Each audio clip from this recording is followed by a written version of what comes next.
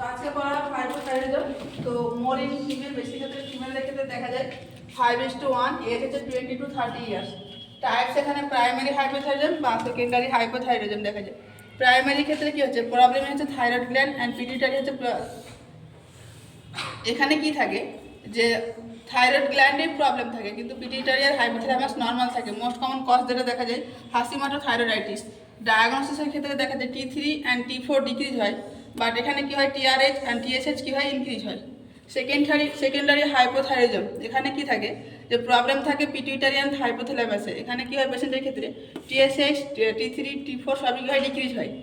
এই জন্য সব থেকে যদি ইম্পর্টেন্ট হয় এখানে TSH হচ্ছে মোর ইম্পর্টেন্ট। দেন হচ্ছে কজেস অফ হাইপোথাইরয়েডিজম। এখানে কী কী কজ দেখা যায়, মোস্ট কমন যেটা দেখা যায় যে হাইপোথাইরয়েডিজম হচ্ছে যে অ্যাডাল্টের ক্ষেত্রে deficiency of iodine, Hashimoto thyroiditis, autoimmune disease. And Hashimoto হচ্ছে থাইরয়েডাইটিসের ক্ষেত্রে কী হয় যে অ্যান্টিবডি ডেভেলপ হয় কোথায়, তো থাইরয়েড গ্ল্যান্ডের ফলিকলসে। এখানে ইনহিবিটরি টিউমার দেখা যায় পিটুইটারি অ্যান্ড হাইপোথ্যালামাসের ক্ষেত্রে। কনজেনিটালের ক্ষেত্রে এখানে পেশেন্টের ক্ষেত্রে দেখা যায় কনজেনিটাল হচ্ছে জন্মগত দেখা যায়, বা দেখা যায় drug anti thyroid medicine use করলে দেখা যায় যে, বা গয়টারজেনিক হচ্ছে ফুড থাকলে, যেমন হচ্ছে আয়োডিন অ্যাবজর্পশনটা কি করে ডিক্রিজ করে দেয়, এর ফলে হচ্ছে গয়টার হচ্ছে হাইপোথাইরয়েডিজম দেখা যায়। দেন অনসেট অফ হাইপোথাইরয়েডিজম, এখানে দু ধরনের দেখা যায়, যেমন হচ্ছে কনজেনিটাল, এক্ষেত্রে পেশেন্টদের ক্ষেত্রে কী দেখা যায় ক্রিটিনিজম দেখা যায় বা মেন্টাল রিটারেশন দেখা যায়। আইকিউ লেভেল কত থাকে যে 70 থেকে কম থাকে। পেশেন্টদের ক্ষেত্রে কী দেখা যায় যে গ্রোথ রিটার্ডেশন দেখা যায়, জন্ডিস হয়, পেশেন্টের ক্ষেত্রে উইকনেস থাকে, মাসাল উইকনেস দেখা যায়। অ্যাডাল্টের ক্ষেত্রে হচ্ছে যে মিক্সড ইডিমা দেখা যায়, ফেস ইডিমা দেখা যায় ডিউ টু হচ্ছে যে হাইপোথাইরয়েডিজম। কোলেস্ট্রল লেভেলটা ইনক্রিজ হয়, ফেসের ডিপিজেট হয়ে, ফলে কী হয় যে ফেস ইডিমা দেখা যায়। পেরিঅরবাইটাল ক্যাভিটি সোয়েলিং থাকে এখানে পেশেন্টের ক্ষেত্রে, স্মল আই দেখা যায়, মিক্সড ইডিমা দেখা যায়। যেন হচ্ছে sign and symptoms of hypothyroidism. এখানে পেশেন্টের ক্ষেত্রে বিএমআর ডিক্রিজ থাকে, হিট প্রোডাকশন ডিক্রিজ হয়, কোল্ড ইন্টলারেন্স হয়, এটিপি ডিক্রিজ হয়, ফ্যাটিকনেস হয়, হাইপারসোমনিয়া হয়, অ্যামনেসিয়া হয়, মানে হচ্ছে কিছু জিনিস হচ্ছে ভুলে যায়। দেন হচ্ছে টিংলিশ সেন্সেশন দেখা যায় পেশেন্টের ক্ষেত্রে।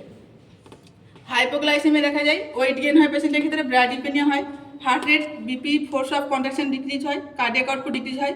জিআইটির ক্ষেত্রে কনস্টিপেশন দেখা যায়, অ্যানিমিয়া দেখা যায় পেশেন্টের ক্ষেত্রে, বা ড্রাই স্কিন বা মেনোরেজিয়া হয়, মেনস্ট্রুয়েশন ব্লিডিং বেশি হয়, স্পাম অ্যান্ড ওভাম প্রোডাকশন কমে যায়। এখানে ইনফার্টিলিটি দেখা যায় পেশেন্টের ক্ষেত্রে, ফ্র্যাজিল হেয়ার দেখা যায় বা কর্কশ হেয়ার দেখা যায়, বা কোলেস্ট্রল লেভেলটা এখানে ইনক্রিজ থাকে।